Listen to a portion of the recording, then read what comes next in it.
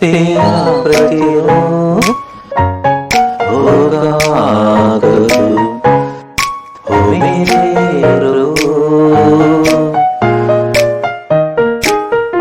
मेरा रूप तेरा प्रतिरूप होगा कबू हो मेरे रूप।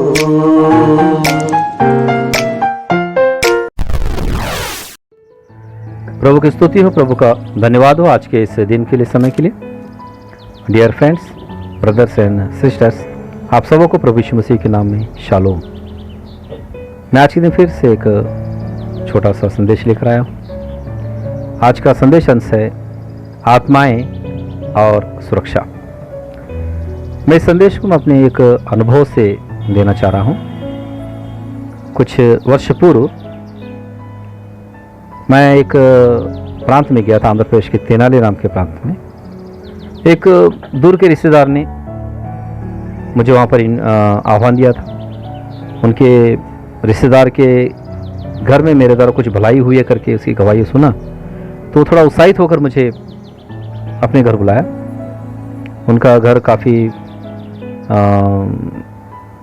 जंगली प्रांतों में, अर्थात बहुत ही पिछड़ा हुआ प्रांत है वो। उस ऐसे प्रांत के एक गांव में मुझे उसने ले गया। हम जाते समय जब उस गांव के नज़दीक पहुंचे, अब शहर से सीधा गांव लगने वाला था, तो हम वहाँ से ऑटो करके जाने लगे। तो जाते समय अचानक से ऐसा लगा कि वो सामने से कुछ अंधकार का बादल आकर मेरे सर पर टकराया है। फिर उसको जैसे जैसे आगे बढ़ते चले गए, वो अंधकार का बादल घना होता चला गया और मैं इसे समझ गया कि हम जहाँ जा रहे हैं वो अंधकार से भरा हुआ प्रांत है। और जब वहाँ पर चले गए, जाने के बाद मैं उसी दिन समय निकालकर मेरे आदत के अनुसार, जैसे मेरी आदत है कि एकांत प्रांत में प्रार्थना करना पसंद करता हूँ, मैं उसके गांव से बाहर चला गया। खाली मैदान पाकर वहाँ पर मैं कुछ समय प्रार्थना किया। और प्रार्थना करके जब मैं उस गांव की ओर लौट रहा था, तब मैंने देखा एक बहुत बड़े दैत्य आकार की एक बुरी अंधकार से भरी हुई औरत के रूप में आत्मा सामने आई। तो मैं उसे प्रभु यीशु मसीह के अधिकार नाम से डांटा और एक बार से अधिक बार डांटना पड़ा। तब वो फिर वो रास्ता छोड़ी। फिर जब मैं घर पहुंचा, उस व्यक्ति से, जिस व्यक्ति ने मुझे ले गया था उस गांव में, उस व्यक्ति से मैंने पूछा कि इस गांव में मुझे ऐसा लगता है कि सब कुछ ठीक ठाक नहीं है, और तो बताइए कि इस गांव का क्या हाल है। तब उसने बताया कि आपने कि सही कहा कि इस गांव का हालत ठीक नहीं है, ये बात सही है। तो मैंने कहा ठीक है, बताइए फिर क्या हुआ, क्या हाल है। तब उसने बताया कि इस गांव में ऐसा था कुछ सालों पहले कि घरों में अपने आप से छोटी सी चिंगारी उठती थी और आग लग जाते थे। और यहाँ तक कि जो पुरुष हैं, बलवान लोग जो थे, वो कई लोग मरे और कई लोग गांव छोड़कर चले गए। और कई लोग जो है वो काम काज छोड़कर वो जुआ, शराब में और सिर्फ टाइम पास करने में समय बिताने लगे। और औरतों की स्थिति देखा जाए तो अच्छे लोग मरने लगे, और कुछ स्त्रियां जो हैं वो पारिवारिक स्वभाव छोड़कर व्यभिचार की जिंदगी देने के लिए वो समर्पित हो गए। और औरतें बेलगाम हो गई, परिवार के नियमों के पद्धतियों की सीमा में न रहती थी। तो ये जो स्थिति था, थोड़ा सा गांव के बड़े बुजुर्गों को लगा कि कुछ गड़बड़ है। ये सामान्य बात नहीं है, क्योंकि एक दो परिवार की बात नहीं है, गांव का गांव ऐसा हो रहा है। तब उन्होंने तय किया कि हम किसी वैद्य को बुलाएंगे। तो जब मैंने सुना तो मैंने उस व्यक्ति से कहा, रुके एक मिनट, आपने क्या वैद्य को? भाई ये तो स्पिरिचुअल लगता है प्रॉब्लम, तो फिर आप वैद्य की बात कर रहे हैं। तब उस व्यक्ति ने कहा, नहीं वो वाला वैद्य नहीं, चिकित्सा करने वाला वैद्य नहीं। इस गांव वाले लोग जो अच्छे मांत्रिक होते हैं ना, उनको वैद्य कहते हैं। अर्थात दो तरह के मांत्रिक होते हैं, जो बुरे काम करने वाले होते हैं, बुराई के लिए तंत्र मंत्र करते हैं। कुछ ऐसे मांत्रिक भी होते हैं जो अच्छाई के लिए करते हैं, बुराई से छुड़ाने के लिए। तो उस जो अच्छाई बुराई से छुड़ाने के लिए जो तंत्र मंत्र करते हैं, उन मांत्रिकों को इस गांव वाले वैद्य कहते हैं। तो मैंने कहा ठीक, अच्छा ठीक, आप बताइए। तो उसने बताया कि वैद्य को बुलाए, और वैद्य आने के लिए एक बार के लिए उसने 2000 रुपये लिया। तो फिर भी गांव के बड़े बुजुर्ग मान गए, उसे बुलाए। वो आया, पूरा गांव का निरीक्षण किया। निरीक्षण करने के बाद देखा कि इस गांव में, गांव के एक तरफ बाहर में दाएं तरफ बाएं तरफ 2 चर्च हैं। फिर उसके बाद गांव के भीतर गया, तो भीतर में एक ठोक उसने एक मूर्ति के मंदिर को देखा। वहाँ निरीक्षण किया, और उसके बाद उसने कहा कि इस मंदिर को किसने बनाया, उस व्यक्ति को बुलाओ। उस व्यक्ति को लोगों ने बुलाया, तो उस व्यक्ति से कहा कि तुमने इस मंदिर को क्यों बनाया। उस व्यक्ति ने कहा कि मुझे ये देवी सपने में आई थी, उसने कही कि मेरे लिए मंदिर बनाओ, मैं तुम्हें पैसा दूंगी, धन दूंगी, इसलिए मैंने बनाया। और वो बनाने के बाद मुझे पैसा आ रहा है, कई लोग वहाँ पर चंदे डाल रहे हो, पैसा मुझे मिल रहा है, सोना चांदी अर्पित करो, मुझे मिल रहा है, पैसा मुझे मिल रहा है। तब उस वैद्य ने कहा, तुम जो किए हो बिल्कुल गलत किए हो।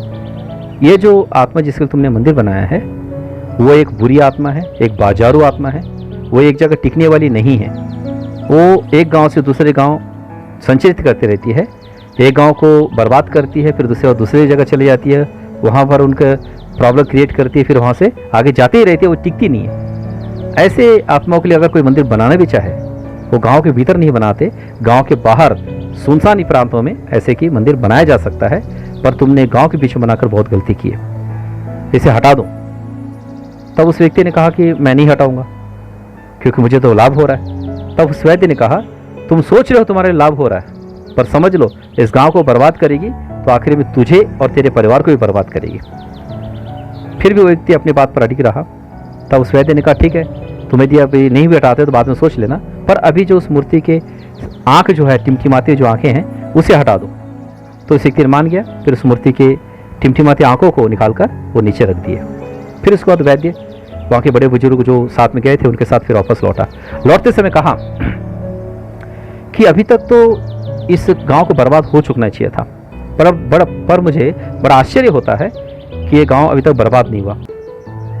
इसका मेरा निष्कर्ष ये है, मुझे ये लगता है कि इस गांव के जो दाएं तरफ बाएं तरफ जो 2 चर्च हैं, उस चर्च के कारण ही ये गांव बर्बाद होने से बच गया।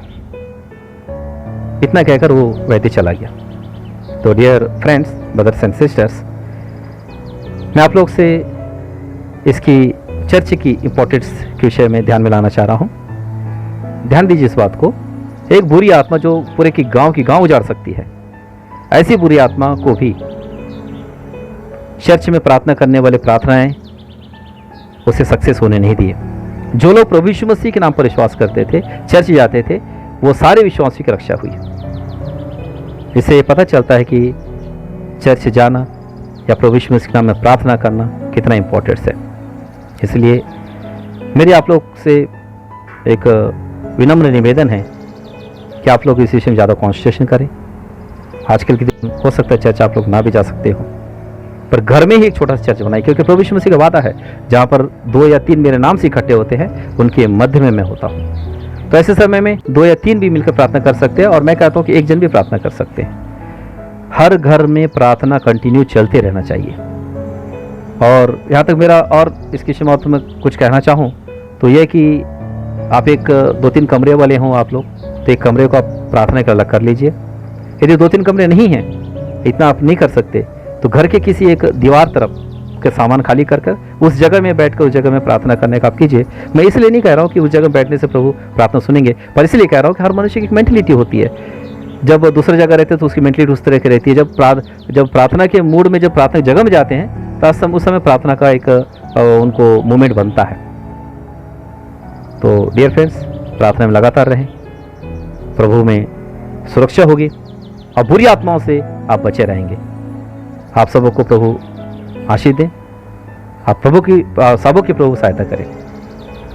इस विश्वास के साथ प्रभु यीशु मसीह के नाम में आप सबों को शालोम।